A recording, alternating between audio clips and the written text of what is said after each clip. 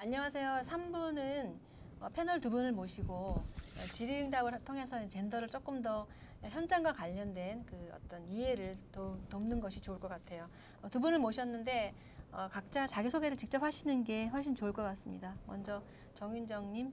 네, 반갑습니다. 저는 부산에 살고 있고 현재 그 프리랜서로 강사 활동을 하고 있는 정윤정입니다. 반갑습니다. 네, 주로 어떤 강사 얘기를 하고 계시죠? 네, 저는 주제가 진로 취업과 관련된 내용을 주로 하고 있습니다. 네, 좋습니다. 그다음에 김세훈 리포터님 자기소개 좀 부탁드립니다. 안녕하십니까. 저는 부산에서 라디오 방송국에서 리포터로 일하고 있고요. 저 역시도 프리랜서로 활동하고 있습니다. 네, 부산이 본거지신가요? 아니면 서울에서 오셨나요? 고향은 창원이고요. 네. 부산에 있는 지역의 이야기를 주로 많이 다루고 있습니다. 네, 사실 이 젠더도 로컬의 문제거든요. 여성을 로컬로 보느냐, 센터로 보느냐 해서 사실 로컬이기 때문에 벌어지는 문제이잖아요. 그렇죠. 그래서 이제 우리가 기존에는 남성이 이제 센터 역할을 했었는데 이거를 동등한 로컬로 보는 것이 이제 페미니즘이라든지 우리 운동의 가장 중요한 내용인데 제가 시작하기 전에 먼저 15개의 문항으로 된 젠더 감수성, 보통 이제 성인지 감수성이라고 말하는데 몇 점인가요? 해서 이렇게 이제 질문지를 드렸거든요. 15개라 다 이야기하기는 그러한데 그래서 제가 뭐 1번, 2번 이렇게 얘기하면서 한 분씩 의견을 묻는 시간을 좀 잠시 가져보겠습니다.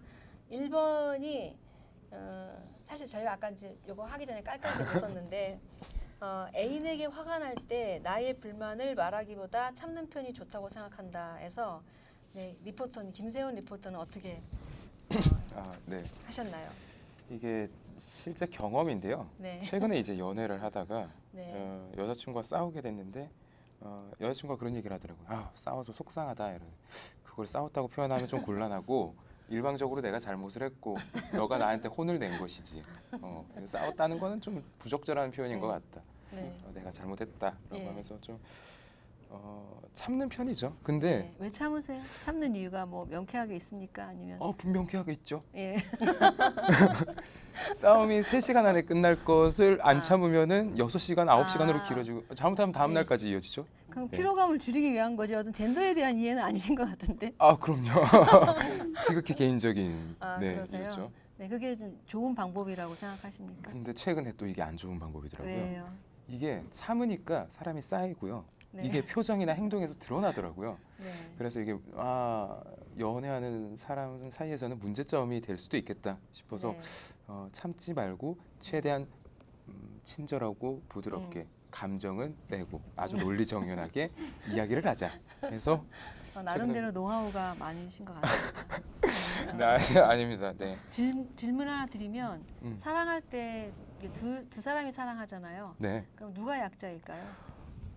더 사랑하는 사랑하는 사람? 관계에서 더, 누가 더 약 사랑하는 사람. 그렇죠. 사랑하는 더 사람. 사랑하시는 그쵸. 것 같아요. 아유, 예, 싫으신가요? 더 사랑하는 게? 좀 유리한 것 같아서 좀. 유리한 네. 자, 좋습니다. 그다음에 2번 그 정윤정님께서 좀 네. 답변하기 좋은 문항이 있으세요? 매우 아니다를 한 게 있나요? 많이 했는데. 그 중에 하나만. 어, 6번은 어떠세요? 6번. 6번요. 여성은 남성보다 네, 매우 아니다라고. 성욕이 했어요. 적다. 네, 응. 매우 아니다라고 매우 저는 아니다. 체크했어요. 왜 그거- 그러세요? 여성도 똑같이 성욕이 있고 예. 여성도 똑같이 그 욕구를 풀고 싶은 욕구가 있고 특히나 네. 저는 또 여성은 또 생리를 네. 하잖아요. 그것에 따라서 그 주기에 따라서 그 욕구가 올라올 때도 있다고 저는 생각을 하거든요. 그래요. 그래서 남성보다 성욕이 적다는 것보다는 그렇게 보여져야만 됐던 것이 아닐까? 생각을 굉장히 많이 중요한 얘기를 하셨는데 우리 사회에서는 이렇게 여성이 성욕을 너무 발산하거나 많이 가지고 있다는 거를 굉장히 나쁜 눈으로 바라봐서 그런 의미가 있을 것 같습니다. 하나만 더 해보면 12번, 13번을 하는 게 낫겠네요. 비혼모 가정이나 혹은 미혼모 가정, 그러니까 미혼은 결혼 안 하는데 아이를 입양하는 요새 사유리 씨가 네. 결혼하지 않고 아이를 입양한 건 아니죠. 물론 이제 네, 시험관학인가요? 네네. 예, 한 거고요. 비혼이든 어떤 비혼모든 미혼모든 그런 가정이나 이혼 가정은 불완전한 가족이다. 전 사실 여기에 대해서 좀 할 말이 많이 있습니다. 불완전한 가족이다. 어떻게 생각하세요? 저는 매우 아니다라고 생각합니다. 매우 저는 아니다. 매우 아니다예요. 네. 그 이유는요?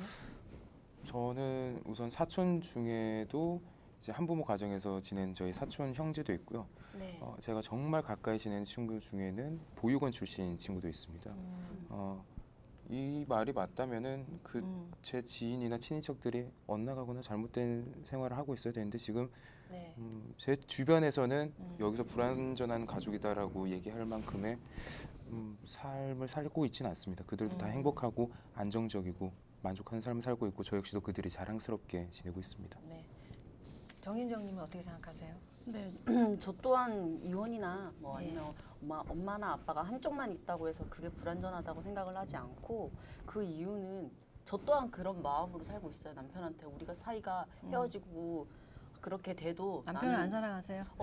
그건 사랑한다라는 개념보다는 좀 다른 것 같아요. 어쨌든 네. 우리가 같이 이 삶을 살아가는데 하나의 팀이잖아요. 그럼 그 팀으로서 역할이 다해지지 못한다면 오히려 혼자일 때 엄마가 그 역할 혹은 아빠가 그 해주는 게 더 완전한 모습이지 않을까라는 생각을 해서 팀이라는 표현이 참 좋네요. 네. 예. 요새 혹시 내가 키운다라는 프로그램 보세요? 안 보세요? 어떤 거예요? 집에 TV가 없으세요? 요즘은 예 TV보다 넷플릭스 그쵸. 아, 그래요? 이걸 많이 보니까 두둥하는 네. 거죠. 내가 키운다라는 네. 프로에 이혼을 하고 아이가 있는 그 이혼모 가정이겠네요. 그러니까 이제 남자가 나오긴 하던데 거기 이제 4명의 패널이 다 이혼모죠. 근데 거기에 보면 참 의미가 있다고 생각해요. 그 프로가. 근데 이제 뭐 때문에 제가 얘기 드리냐면 불완전한 가족이다 이것 때문인데 거기서 이제 아이를 이렇게 이제 잘 키우더라고요. 그런데 한 번씩 아이가 아빠를 찾을 때 어떠세요라고 말을 하면 대부분 거기 패널들이 울어요. 그러니까 그게 진짜 흑흑거리는 참고 우는 거예요. 근데 되게 자주 보이는데 저는 어떤 그 프로그램의 의미를 어떻게 찾고 싶냐면 기존에 뭐 슈퍼맨이 돌아왔다든지 뭐 이런 가족들이 나오는 예능을 보면 굉장히 좀 잘 살고 우리가 흔히 말하는 익숙한 세팅으로 보여지는데 이게 이혼한 상태를 이렇게 보여주는 거잖아요. 근데 거긴 굉장히 진보적이라고 생각을 하는데 중요한 거는 스스로 우는 이유가 뭐냐면 이게 불완전한 가족, 아빠의 자리가 결손되었다고 보는 개념이 있는 거죠. 그러니까 지금 가족의 형태가 우리가 앞에 이제 젠더 얘기를 한 거는 뭐 굉장히 다양한 사랑의 형태가 나타나고 사랑 다음은 이제 결혼의 문제인데 그 어떤 틀 자체가 그 남녀와 아이로 이렇게 결정되어 있다는 거죠. 그래서 이걸 불완전한 가족이라고 보는 거는 조금 기획 의도에서 조금 잘못되고 있는 것이 아닐까. 그래서 이제 1인도 가족으로 보잖아요. 그렇죠. 그리고 미혼모도 가족으로 보고 정부는 그걸 지금 인정하고 있거든요. 그래서 결손 가족의 개념, 결핍이라는 거를 뭐 조손 가정도 있잖아요. 네. 그러니까 인간이 양육을 받는 데는 꼭 엄마 아빠만 있어야 되는 건 아닌 거거든요.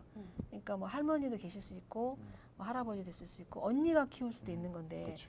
너무 완전한 것에 매몰되어 있으면 가족의 다양성을 요즘 같은 시대에 인정하기가 어려울 것 같다는 생각이 들어서 했던 질문입니다. 혹시 또 여기서 얘기하고 싶은 거 있으신가요? 전 2번이요. 2번요. 2번이 제가 개인적으로 살면서 느꼈던 건데요. 질문을 읽어주시죠. 남성은 남성의 역할을, 여성은 여성의 역할을 잘 수행하는 것이 바람직한 사회이다. 이게 사회생활을 하다 보면 혹은 친인척 간에 뭐 삶을 살다 보면은 뭐 육체적 노동을 하는 날이 올 수도 있잖아요. 네. 그러면 남자들이 흔히 받는 질문 중에 야, 너 군대도 안 갔다 왔냐? 이것도 못 하냐 했는데 저는 네. 군대를 안 갔거든요. 네. 저는 왜 남자들은 군대를 다 갈 것이라 생각하고 네. 다 사지가 건장할 것이라 생각하는지 모르겠는데 저는 눈이 매우 나빠서요. 아 눈이 나빠서 운전면허도 일종을 못 딸 정도로 매우 그 나빠요. 도수가 좀 높아 보여요. 그쵸. 네. 그래서 저는 군대를 안 갔거든요. 네. 그래서 흔히 말하는 삽질이라는 곳이나 그리고 이제 요즘은 캠핑이라고 예쁘게 꾸며져 있지만 야영 너무 네, 다른데 그쵸. 야영과 이런 것들을 한 번도 해본 적이 없어서 그러니까 이것도 곧 연애랑 이어지는데 여자친구랑 캠핑을 가는데 텐트를 못 쳐요. 얼마나 난처해요. 이건 그러면 물어요. 남자인데 군대도 안 갔다 왔냐 이것도 못하냐. 속상합니다. 그에 반면 네. 여성분들도 뭐 가사 노동, 요리 네. 이런 부분에 있어서 못할 수도 있죠. 예, 네, 자취를 안 해보신 분들은 경험이 없으면은 못할 수도 있죠. 그렇죠. 네, 그런 네. 부분에 있어서 너무 역할을 네. 사회적으로 규정해놨다. 네, 네, 사실 이게 굉장히 우린 익숙하죠. 음, 그러니까 여자 아이가 이렇게 뭐 이제 마트에 이렇게 뭐 장난감 사러 가면 딱 여자 아이 코너를 가서 이게 이제 너무 익숙한 그런 거라서 맞습니다. 그런 것 같습니다. 자, 요거는 요 정도로 하죠. 네. 네. 질문지를 제가 드렸는데 이 질문을 무시하셔도 되고 아니면 아까 제가 강의하는 과정에서 뭐 생각난 것이 있으면 같이 제가 답변한다기보다는 같이 의견을 나누는 게 네. 훨씬 좋을 것 같아요. 네. 어느부터 하실까요? 저는 그 질문을 한번 드려보고 싶었습니다. 네. 사실 이번 강의를 들으면서 젠더에 대해서 조금 더 네. 생각이 바뀐 점도 있고 이해가 되면서 아주 도움이 되는 시간이었는데요. 네. 그러면 요즘에 부르는 남사친과 여사친은 네. 어떻게 봐야 되나? 이거를 이제 어떤 기준에서 봐야 되냐면요. 네. 연애하는데 예. 내 여자친구가 예. 자기 남사친을 만나러 간대요. 네. 저는 안 갔으면 좋겠거든요. 근데 이거는 학습적인 것이냐? 네. 아니면 학습된 거냐? 네, 아니면은 혹시 답을 갖고 계신가요? 원하는 답을? 학습. 예. 아니면 정윤정님이 답을 해주세요. 그냥 취향 아닐까요? 취향. 네, 제가 생각했을 때는 네. 그것에 의해서 나는 너의 자율권을 줄 수 있어. 네. 우리는 서로 자기의 삶을 존중하면서 해라고 하지만 또 어떤 사람일 경우에는 그런 것 자체가 별로 나라는 사람을 인정해주지 않는 건가? 혹은 내가 거기에 갔을 때 어떤 뭐 사건이 역시나 있을까봐 우려하는 건가? 그렇죠. 아니면 뭔가 여러 가지들 그냥 예. 취향일 것 같아요. 라이프 스타일이 예. 아닐까요? 그렇게 볼 수 그럼 있을까요? 어떻게 생각하세요? 저는 방금 말씀하신 거에 후자에 아주 가깝거든요. 네. 그러니까 음.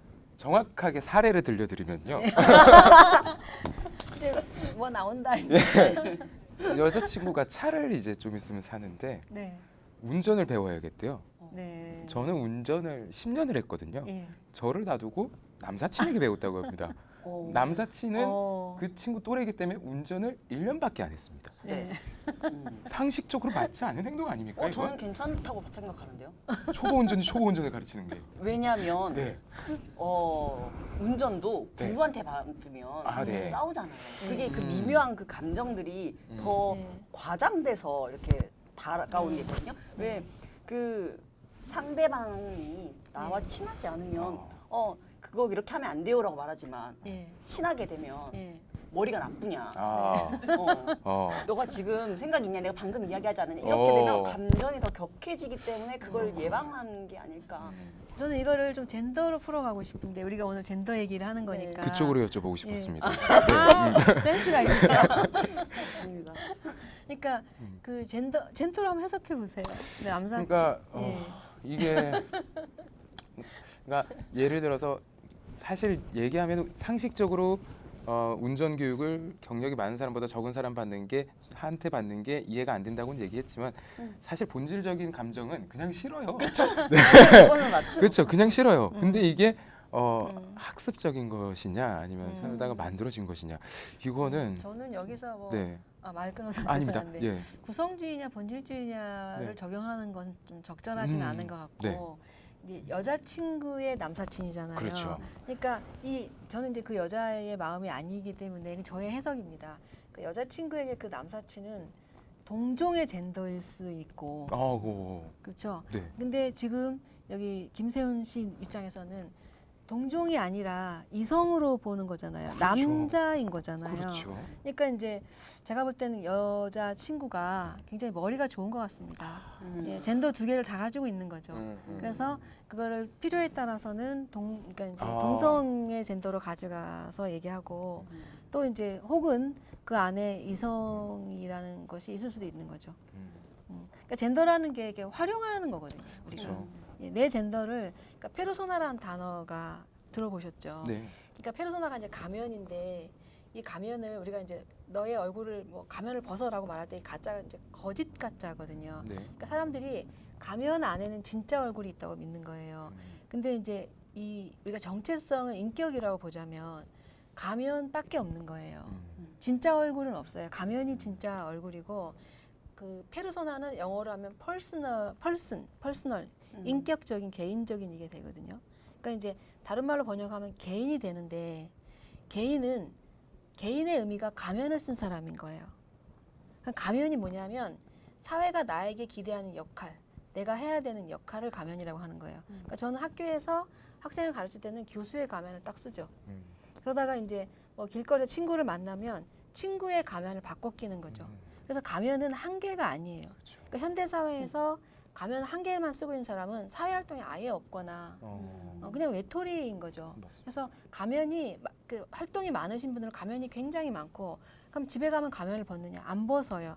집에 있는 사람으로서의 가면을 쓰는 거예요. 그러니까 집에서 혼자 살아도 내가 지킬 것들은 지키잖아요. 맞습니다. 그러니까 가면을 안 쓴다는 거는 아무런 그러니까 죽은 존재이거든요. 음. 그러니까 연애는 내가 이제 가면을 그 연애를 잘하는 사람은 연애를 그러니까 우리가 그런 가르침을 하는데 연애는 목공 기술처럼 배워야 되는 거거든요. 제가 지난주 수업 내용이 그거예요. 아, 그래요? 아트 오브 사랑의 기술이라는 에릭 프롬에 보면은 네. 우리가 연애를 열정이라고 생각을 많이 하는 거예요. 연애는 뜨거움이 아니라 매너거든요. 기술이에요. 그래서 보통 이게 이제 연애의 참견이라든지 그런 프로그램들이 있잖아요. 네. 그럼 두 남녀가 다투고 하는 내용을 가만히 들여다보면 이건 남녀 문제가 아니라 인간관계의 문제거든요. 그러니까 지금 약간 속이 상한다면 네. 내가 있는데 왜 다른 사람을 만나느냐라는 나의 어떤 유일성이라든지 가치, 존귀함, 그렇죠. 나만의 것을 이렇게 침범당한다고 생각을 하는 거잖아요. 그렇죠. 예, 그러니까 또 까먹었는데 뭐 얘기하다. 그러니까 어쨌든 가면을 쓰는데 그 가면은 인격적인 거고, 그러니까 인격이라는 격을 갖추는 거는 진심을 드러내지 않는 거예요. 그래서 개인이라는 말은 우리가 집단의 반대말로 생각하잖아요. 개인은 사회와 동의어예요. 사회 조직에서 개인을 만들어낸 거죠. 우리는 개인을 증명할 때 주민번호, 학번, 또 뭐 아이디 카드, 신용카드 번호 이런 게 있잖아요. 그럼 나는 그 신용카드 회사 안에, 나는 학교 안에 그 번호를 내가 갖고 있고 주민번호를 국가가 부여하는 거잖아요. 그걸 개인이라고 하는 거예요. 그래서 개인은 혼자란 뜻이 아니에요. 그러니까 그 개인은 국가가 기대하는 세금을 내고 군대를 가고 뭘 하고 하는 그 역할을 하는 거를 이 페르소나, 가면이라고 말을 하거든요. 그러니까 사랑도 가면 노름인 거예요.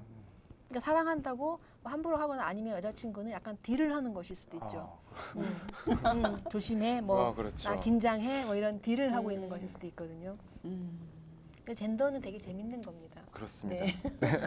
저는 이 질문이랑 조금 연결해서 생각을 해봤는데 아까 왜 정체성이라고 하면 네. 남자도 있고 여자도 네. 있고 뭐 이렇게 하지만 단독자로 사실 존재하지 않아요. 네. 예. 그런데 사실 남자 역할, 여자 역할 사실 이것도 어느 프레임 안에 맞아요. 우리가 예. 씌워놓은 거잖아요. 만약 예. 그렇지 않게 보려고 한다면 네.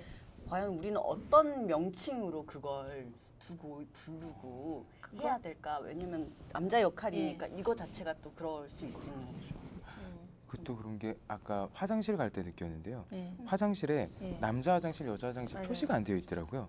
있어요. 있어요, 자주. 네, 있어요. 눈이 나빠서. 그러니까 눈이 이 정도로 나쁘면 군대를 못 간단 말이에요. 그러니까 남자는 군대 간다고 생각하면 안 돼요.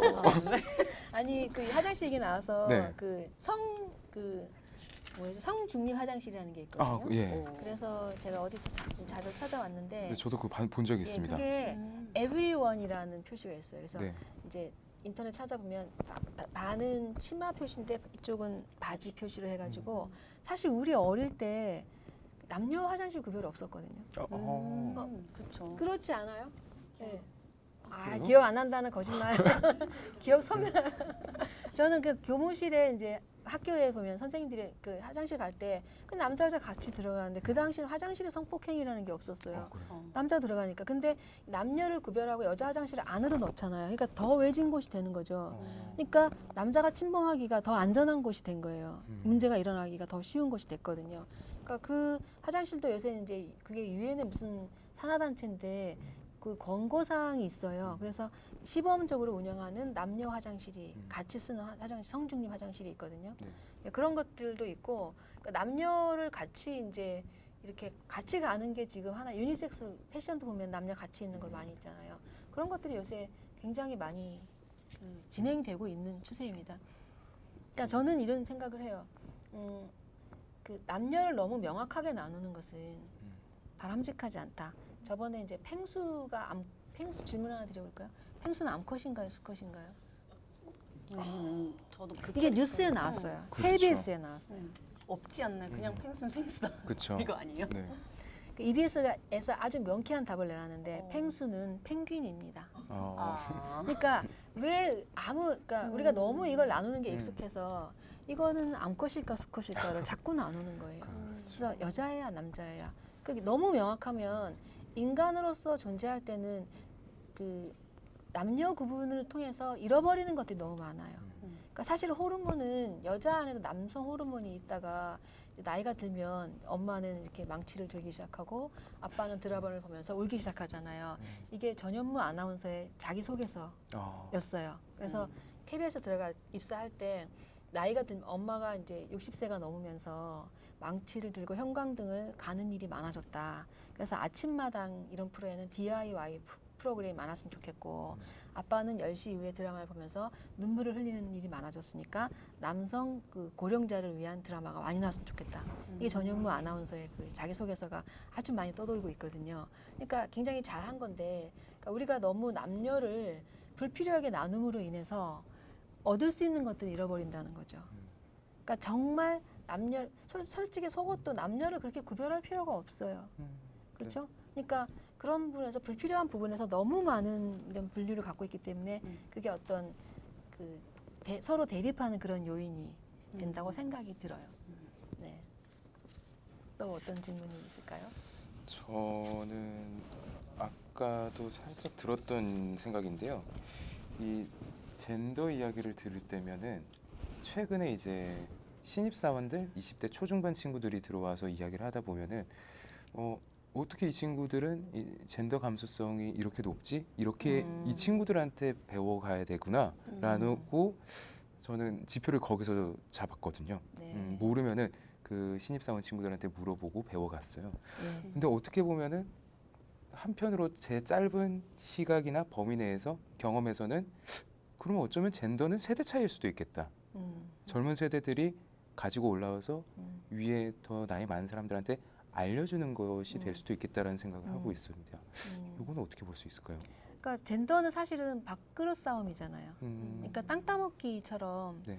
이렇게 젠더가 이제 만들어지게 된 게 남성이 기득권자로서 갖고 있는 것들이 부당하다라고 여겨서 여성들이 그걸 이제 되찾아오는 그런 거기 때문에 젊은 세대들이 사실 우리보다 경쟁에 굉장히 익숙한 문화를 살고 있잖아요.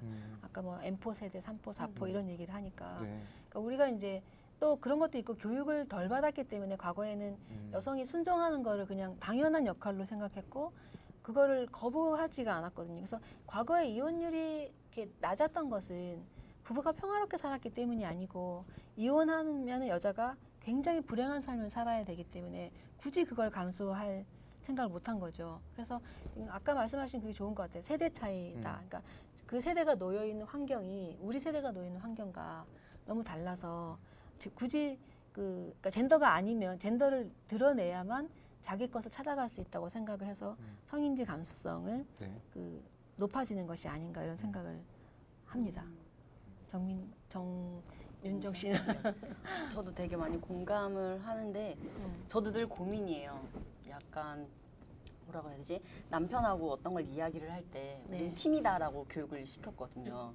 근데 그래서 남편도 오케이 네. 라고 했어요. 근데 막상 애를 낳고 이렇게 살다 보니까 네. 본인 안에 그런 게 꿈틀거리는가 봐요. 약간 네. 자기가 일을 하고 갔다 오면 뭔가 밥을 차려주고 네. 그리고 뭔가 잘 배웅해주고 네. 약간 이런 것들을 기대하고 있었나 봐요. 그래서 네. 그런 부분을 기대하지 말라. 대신에 내가 해줄 수 있는 역할은 다른 역할이 있다라고 이야기를 했는데 사실 근데 아까 이야기한 것처럼 세대 차이라고 했고 네. 틀이라고 했고 그들이 그렇게 살아왔기 때문에 네. 이걸 사실 융합하는 과정도 사실 조금 가장 안 되는 부분이 어떤 거예요? 부부 생활에서 젠더 문제가 잘 안 되는 거.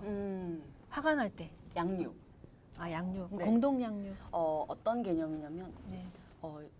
우리가 밖에서 사회생활을 하면서 일을 하니까 어쩔 수 없이라는 단어가 있어요. 아. 제가 그 미취학 아동 여성분들을 그 미취학 아동을 데리고 있는 여성분들을 인터뷰를 했을 때도 뭐라고 했냐면 어쩔 수 없는 이 단어에 너무 화가 난다라고 하는 거예요. 맞아. 여성들은 어쩔 수 없지만 그럼에도 불구하고 그 방법을 흥분하고 찾아야 계셔. 되는 그런 게 있다면 남성들은 어쩔 수 없이라는 그 단어 안에 많이 피해져 있는 거예요. 어쩔 수 없이 사회생활 해야 되니까 나는 늦을 수밖에 없어. 어쩔 수 없이 나는 그건 안 되니까. 네. 그래서 그런 부분들 거기서 조금 많이 그런 게 있지 않을까. 그럼 충돌이 일어나면 그거는 어떻게 해결을 해요? 의견을 명확하게 제시하는 편이세요? 아니면 그냥 여성의 역할에 그냥 머무는 거예요? 저는 좀 명확하게 명시를 하고 방안을 찾아야 된다라고 예. 이야기를 해요. 왜냐하면 나도 희생을 하게 되면 본인도 어떤 희생이 필요하고 어쨌든 같이 낳았던 아이니까 이 아이를 위해서 우리가 공동으로 역할을 분배를 정확하게는 안 되더라도 해야 되잖아요. 그러면 아이가 아파요. 그러면 꼭 왜 엄마가 가요? 아빠가 갈 수 있잖아요. 예, 예. 그러면 아이에게 어떤 문제가 터져요. 근데 왜 이 문제가 다 엄마라고 생각을 하는 거예요. 그렇죠. 그러면 이 양육에 있어서부터 아빠가 많은 것들을 참여해야 예. 엄마도 거기에서 좀 자유로울 수도 있고 아빠도 거기에 대해서 자신의 의견을 더 많이 이야기할 수 있다라고 생각을 하고. 그러니까 보통 부부간에 일어나는 그런 일들을 개인의 문제로 가져가면 이제 싸움 나기가 쉬운데 맞아요. 혹시 젠더라는 거를 혹시 이제 제가 제언을 드리는 건데 젠더 문제를 가지고 그러니까 근본적인 사회에 우리가 훈육받아온 그런 거 안에서 이런 일이 일어난 거잖아요. 그러니까 그 문제를 그쪽으로 접근을 하면 조금 더 개인의 문제가 되지 않지 않을까라는 생각을 저는 개인적으로 해봅니다. 앞으로 결혼하시면 네. 어떻게 젠더 역할을 결혼하실 거죠? 그 여자분하고? 네, 이제 결혼합니다. 네. 지금 예정일 잡아놓고 공식적으로. 예. 네, 저희 부모님께는 전화 네. 연결해줬고요. 네. 아직 그쪽 부모님께는 제 존재를 아직 못 알리고 몰라요. 있고 좀 위험해서. 여기 부모님은 네, 김세한 씨 부모님은 그 여자분이 남사친하고 운전 같이 하는 거 알고 계세요? 네, 뭐. 근데 가족 얘기가 나와서 네. 저도 이게 앞서 결혼하고 나서 이제 과정을 말씀해 주셨잖아요. 계획을 네. 고민이 있었던 게요. 네. 저희 가정 환경이 저희 아버지가 6형제의 막내이시고요. 저희 가족 구성원이 3형제예요. 그러면 저희 집안에는 여자는 엄마뿐이란 말이에요. 그러니까 네. 고생 많으셨겠죠. 네. 근데 제가 중학생이 되던 때 저희 부친이 저희 형제를 불러다 놓고 너희도 이제 사춘기도 오고 했으니 엄마를 배려해야 된다. 어떻게요? 몰라. 근데 저희 아버지는 진짜 모르는데 예. 배려는 해야 되겠어요. 아, 저희 아버지도 근데 몰라요. 예. 그게 한 2000년대 초반이었거든요. 근데 저도 몰라요. 20년이 지났네요. 그럼요. 네. 네. 근데 지금도 몰라요? 지금은 다 따로 살고 있어가지고 이제 다들 출가하고 했으니까. 네. 그런데 그 숙제가 아직도 안 풀렸어요, 저는. 제가 가족- 하나 조언을 네. 드릴까요? 엄마를 너무 특별하게 대우할 필요는 없는데 그렇진 않아요. 저는 그 예전에 저희 어머니에게 한 달에 한 번씩 휴가를 드렸어요. 예, 휴가를 드리고, 그러니까 이제 그게 엄마가 어느 공간에 계셔도 이제 상관없다 네. 해서 이제 휴가를 드리고, 아니 엄마가 이제 쌍둥이셨는데 이렇게 이제 같이 여행 갈 수 있게 해드리거나, 그러니까 이게 그 온전한 휴가를 드리는 게 사실 되게 중요하거든요. 그러니까 이게 이제 그냥 집에서 쉬게 하는 것은 사람이 이렇게 외국에 여행을 가는 거는 공간의 분리도 이게 굉장히 중요한 역할을 하거든요. 아니면 이제 부모님 결혼기념일이 되시면 호텔을 잡아드리세요. 그래서 어쨌든 좀 집보다는 좋은 호텔을 그쵸. 잡아드려서 거기서 같이 하루를 주무시게 하는 것도 굉장히 중요한 거고. 그러니까 우리는 월차라는 개념이 많이 있잖아요. 휴일이라는 게 있는데 그러니까 전업주부인 엄마들은 휴일이라는 개념이 사실 없어요. 제 친구는 이제 딸이 이제 지금은 이제 결혼했지만 그 대학교 들어가면서 막 술을 막 먹고 오는 날이 이제 많았어요. 그러니까 OT도 하고 뭐 하니까. 그럼 이제 11시 넘어서 12시 뭐 1시 들어오면은 엄마 라면 좀 끓여줘 이렇게 하는 거예요. 그러면 내 친구는 굉장히 현명하게 대답을 합니다. 엄마 퇴근했어. 근데 그게 진심이었어요. 그래서 아침 새벽에 뭐 여행 가는데 뭐 짐이 안 쌌으면 엄마 아직 출근 안 했어. 그래서 그 막 화를 낸다거나 막 이렇게 다투는 게 아니라 그냥 자기의 출근 시간 자기가 정하는 거죠. 그러니까 기준에 대한 그러니까 어떤 명확한 것들, 그다음에 그것을 명확하게 타인에게 표현하는 것이 굉장히 중요한데 우리는 그런 것을 자기 걸 찾는 거를 나쁜 사람, 이기적인 사람 그리고 그거를 굉장히 좀 뭐 너무 좀 나쁜 의미로 많이 해석을 하기 때문에 그런 것들을 오히려 이해해 주시면 그러니까 마음으로 좋아하는 건 아무것도 안 한 거예요. 그렇죠. 네. 그러니까 그냥 엄마를 배려해야지 어떻게? 그러니까 그렇죠. 뭔가를 해야 되는 거잖아요. 네. 그러니까 뭐 뭔가를 하시는 게 중요해요. 그렇죠. 좀 특별하게. 어. 예. 예를 들어서 그러면 일단 저희 모친은 이제 편하게 살고 계시니까 지금 네. 왜냐하면 자식들을 다 키워서 출가해서 네.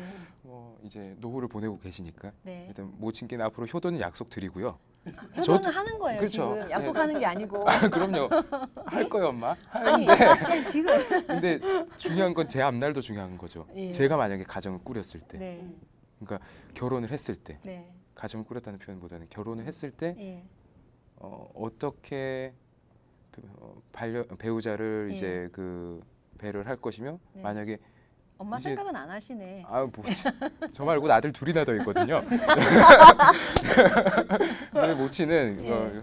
받을 때가 많아요. 네. 네. 그리고 안 뭐 하겠다는 걸로 이해하겠습니다. 아니, 배우자도 있을 거고 저도 혹시 모르죠. 딸이 나올 수도 있고 한데 이때 어떻게 해야 될지 모르겠어요.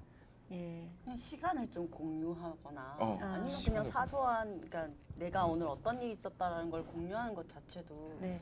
저는 좋지 않을까. 굳이 꼭 뭐 돈을 들여서. 그렇죠. 예. 저는 좀 이해가 안 되는 게 왜 남편은 결혼하고 나서 그렇게 효자가 돼요?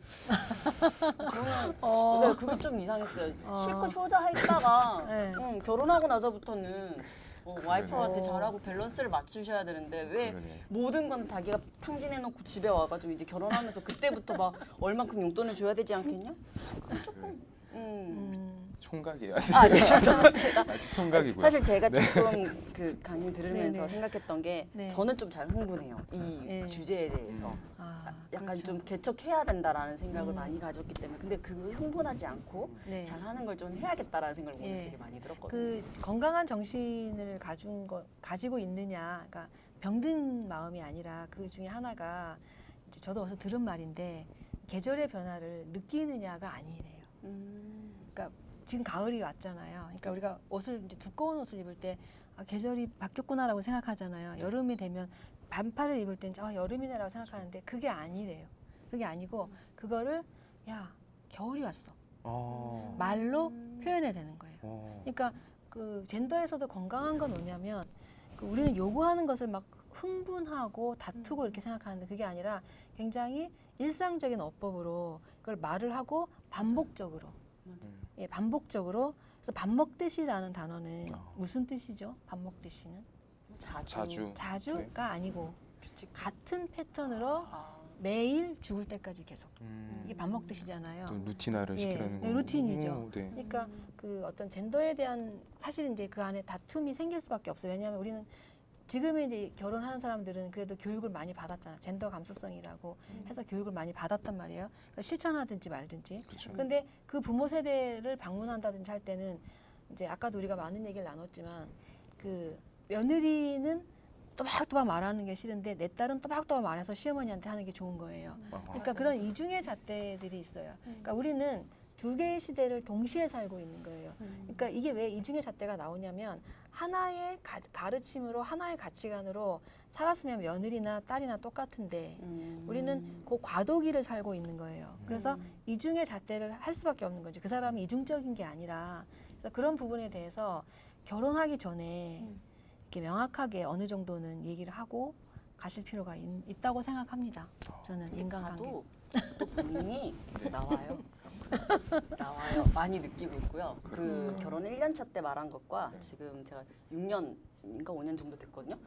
그때 또 하는 거랑 또 달라요. 달라요? 겪으면서 이게 또 점점 있어요. 양보하는 게 많아요. 저는 양보 안 하죠. 잘. 아, 근데 포기하는 것들은 확실히 조금 더 생기는 것 같고 네. 남편도 이제 포기라고 그러니까 서로 같이 잘 갈 수 있도록 예. 왜냐면 제가 서포터즈만 하는 것도 아니고 남편도 서포터즈만 하는 게 아니고 둘이 잘 살아야 남편도 돈 버는 기회가 아니듯이 맞아요. 예. 그렇게 같이 해주는 게 저는 더 네. 좋다고 봐요. 그래서 밥은 내가 맛있게 못 차릴 수는 있어요.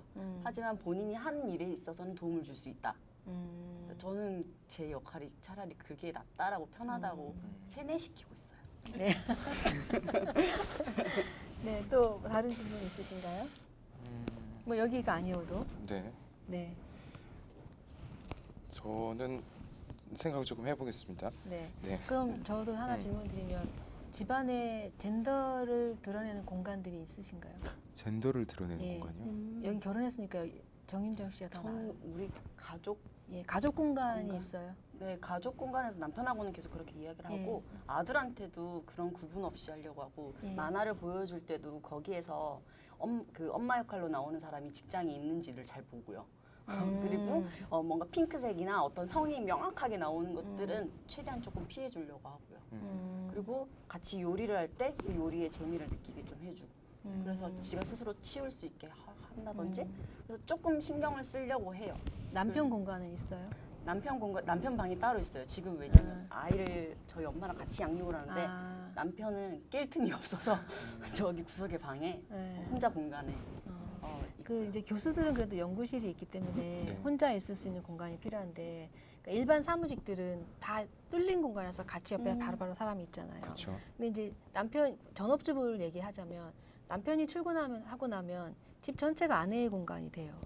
아무리 일이 많아도. 그래서 아파트 설계가 대부분 주방을 중심으로 돼 있고 거실과 주방 아내가 쓰는 공간인데 남편은 이제 그 일반 회사를 다니면 그 뚫린 공간에 있다가 그래서 남자들이 화장실에 담배를 피러 가는 거예요. 아. 예, 그러니까 그게 이게 옥상 씬이 많이 나오죠. 드라마에 보면 옥상에서 담배를 피우고 있다는 건 그 남자의 공간이 없다는 거거든요. 그래서 그 집에서도 특별히 뭐 사정이 그러니까 안 되는 경우는 어쩔 수가 없지만 그게 허락이 된다면 남자의 공간을 인간은 공간적 존재거든요. 그러니까 공간을 꼭 주셔야 돼요. 그래야겠네요. 예, 그 일종의 그게 공간 착취거든요. 안 그래도 예. 결혼 초반 때는 네, 남편이 화장실에 오래 있더라고요. 예, 그게 이제 생각할 많이 싸웠을 거예요. 네, 그래서 자꾸 치질 걸린다, 빨리 나와라 라고 했는데 네. 자기만의 시간이라고 하더라고요. 예, 아, 맞아요. 화장실 안에서요? 네네네. 네. 왜 그때는 방해를 받지 않고 내가 오로지 내가 뭘 하더라도 상관없는 그런 게 있더라고요. 그래서 네. 별로 오래 있는 건 좀 별로가 이게 좋아요. 집을 건축하는 사람들은 그 골방이라고 이제 하는데 뭐 지렁이 집이라는 게 있거든요. 지렁이가 이렇게 다니잖아요. 그러니까 집을 직선으로 두는 게 아니에요. 그래서 내가 움직여야만 이거 건축적 산책이라고 말합니다. 건물이 언제 완성이 되냐면 사람이 그 공간을 통과하는 순간 완성이 되는 거예요. 이건 인간적인 집이에요. 그래서 아파트를 딱 열었을 때 한 번에 싹 다 보인다. 그건 인간적인 집이 아닌 거죠. 사람은 심리적으로 나를 감출 곳이 필요해요. 그게 자궁이에요. 이게 집공자잖아요. 그러니까 아이가 사는 집이 자궁이잖아요. 그러니까 인간은 10개월 동안 혼자서 독방을 탁 썼다가 나오는 순간 그게 이게 인문학적인 해석인데 나오는 순간 뻥 뚫려 버리잖아요. 그러니까 그게 이제 공포일 수 있는 거죠. 애가 우는 거는 웃으면서 태어나는 애는 없잖아요. 그래서 싸개를 꽁꽁 싸매잖아요. 예, 그래서 이제 일단은 이렇게 싸게를 하는데, 그러니까 집도 이제 이렇게 가능하면 한눈에 다 보이지 않도록 걸어서 다 보일 수 있도록 만드는데 그 방 하나가 좀 작은 방이 필요해요. 그래서 부부싸움을 한다든지 뭐 가족 간에 뭔가 불화가 있을 때 토해내잖아요. 토해내고 나서 그 공간에서 잠시 삭힐 시간을 그 공간이 주는 거예요.